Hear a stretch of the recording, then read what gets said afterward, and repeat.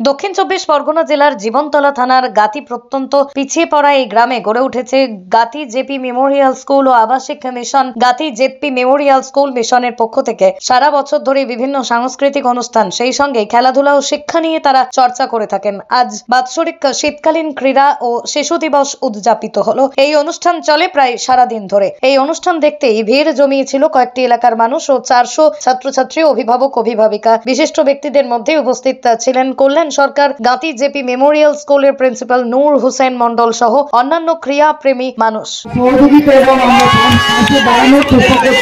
আমরা চাই proper education, proper health এবং বিভিন্ন কালচারের মধ্য দিয়ে সমাজে প্রতিটা কাজ করতে পারে। সেই জন্য বিগত বছরগুলো আমরা দেখেছি খুবই সমস্যার মধ্যে আমরা পড়ি।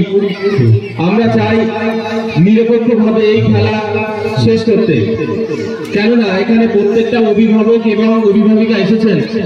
আপনারা সবাই চান যে আমার ছেলে ফার্স্ট হোক বা আমার ছেলে একটা র্যাঙ্ক করুক।